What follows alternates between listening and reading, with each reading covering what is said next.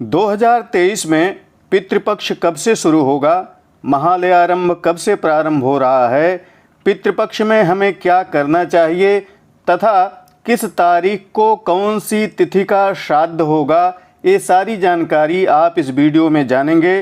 Video पूरा देखिएगा। Channel पर नए हैं तो सब्सक्राइब करके नोटिफिकेशन बेल को ज़रूर ऑन कर लें। लाइक तथा अन्य लोगों को शेयर करना मत भूलें। आइए इस वीडियो का शुभारंभ करते हैं।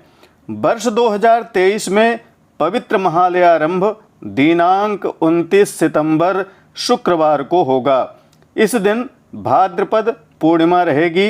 इस दिन नांदी मातामह श्राद्ध किया जाएगा। पितृपक्ष का प्रारंभ आश्विन कृष्ण पक्ष प्रतिपदा दिनांक 30 सितंबर 2023 को होगा।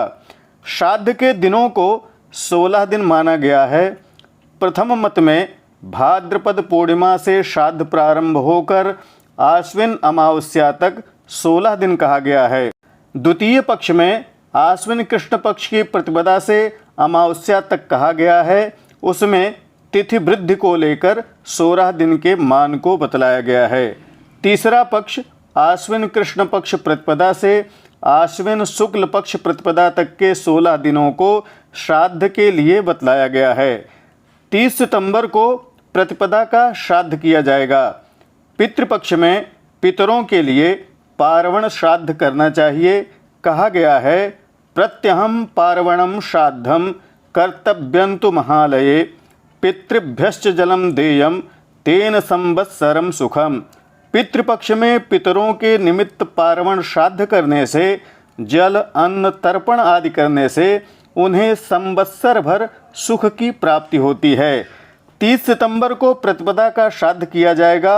1 अक्टूबर को द्वितीया एवं तृतीया दोनों तिथियों का श्राद्ध करना चाहिए, क्योंकि इस दिन द्वितीया दिन में 12:10 तक है तो द्वितीया का श्राद्ध तो होगा ही, परंतु दूसरे दिन तृतीया तिथि सुबह 10:42 तक ही है। इसलिए 1 तारीख को ही कुतुब बेला में तृतीया का भी श्राद्ध करना उत्तम रहेगा। 2 अक्टूबर को चतुर्थी का श्राद्ध होगा। इस दिन संकष्टी गणेश चतुर्थी का व्रत भी किया जाएगा। 3 अक्टूबर को पंचमी तिथि का श्राद्ध किया जाएगा। 4 अक्टूबर को षष्ठी तिथि का श्राद्ध करना चाहिए। 5 अक्टूबर को सप्तमी तिथि का श्राद्ध करना उत्तम रहेगा। 6 अक्टूबर को अष्टमी तिथि का श्राद्ध होगा। जीवत पुत्र का व्रत किया जाएगा। जीमूत वाहन की पूजा होगी।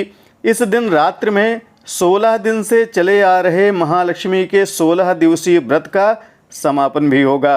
7 अक्टूबर को मातृनवमी रहेगी। माताओं का श्राद्ध इस दिन करना चाहिए। सौभाग्यवती स्त्रियों का श्राद्ध भी इसी दिन करना चाहिए। अनवष्ट का श्राद्ध इस दिन किया जाएगा। इसी दिन सुबह 10:21 के बाद जीवत पुत्र का व्रत का पारण भी किया जाएगा। 8 अक्टूबर को दशमी का श्राद्ध होगा। 9 अक्टूबर को भी दशमी का श्राद्ध कर सकते हैं। 10 अक्टूबर को एकादशी श्राद्ध मघा श्राद्ध किया जाएगा। इसी दिन सभी लोग इंदिरा एकादशी का व्रत भी करेंगे। 11 अक्टूबर को द्वादशी का श्राद्ध होगा। सन्यासियों, यतियों, वैष्णवों का इसी दिन श्राद्ध करना चाहिए। इसी दिन प्रदोष का व्रत भी किया जाएगा। 12 अक्टूबर को त्रयोदशी का श्राद्ध किया जाएगा। मास शिवरात्रि का व्रत भी इसी दिन किया जाएगा।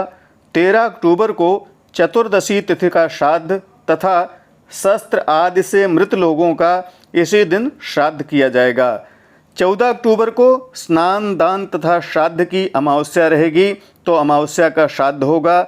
इस दिन सर्वपैत्री अमावस्या रहेगी। अज्ञात तिथि वालों का भी इसी दिन श्राद्ध करना चाहिए। भगवान विष्णु के प्रीत्यर्थ इस दिन ब्राह्मण भोजन कराना चाहिए। इसी दिन महालया का समापन होगा। पितृ विसर्जन किया जाएगा। 15 अक्टूबर आश्विन शुक्ल पक्ष के दिन दौहित्र कार्तिक मातामह श्राद्ध किया जाएगा। इस दिन जीवित पितृ आदि का भी श्राद्ध किया जाता है। इसी दिन शारदीय नवरात्र का भी प्रारंभ होगा। कन्या के सूर्य में पितरों के निमित्त श्राद्ध आदि करने से महापुण्य की प्राप्ति होती है। कहा गया है कन्यास्थार्कान्वितः पक्षः सोत्यंतम पुण्यमुच्यते। पितृपक्ष में भगवान सूर्य नारायण कन्या राशि में रहते हैं। इसमें पितरों के निमित्त किए गए श्राद्ध तर्पण आदि का अत्यंत पुण्य बतलाया गया है।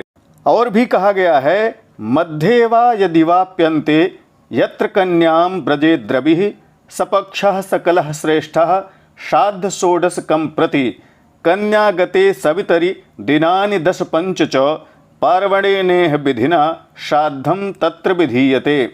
विभिन्न पुराणों में कन्या राशिगत सूर्य होने पर पितृपक्ष में पार्वण श्राद्ध तर्पण आदि के पुण्य के विषय में बतलाया गया है। इसलिए बिना आलस्य किए पितृपक्ष भर अपने पितरों को जल तर्पण आदि दें, पार्वण श्राद्ध करें, पंच बलि करें, ब्राह्मण भोजन कराकर अन्न वस्त्र आदि का दान करें। यह हमारे शास्त्र कहते हैं और इसी मार्ग पर हमारे पितर भी चलते हुए मुक्ति को प्राप्त किए हुए हैं। इसलिए बहकावे में आकर अपनी परंपरा, अपने धर्म के मार्ग को कदापि न छोड़ें। आशा है दी गई जानकारी आपके लिए उपयोगी होगी। प्रामाणिक व्रत पर्व त्योहार, ज्योतिष, वास्तु तथा ग्रह बाधा निवारण संबंधी जानकारियों के लिए बने रहें हमारे साथ। नमस्कार। जय विश्वनाथ।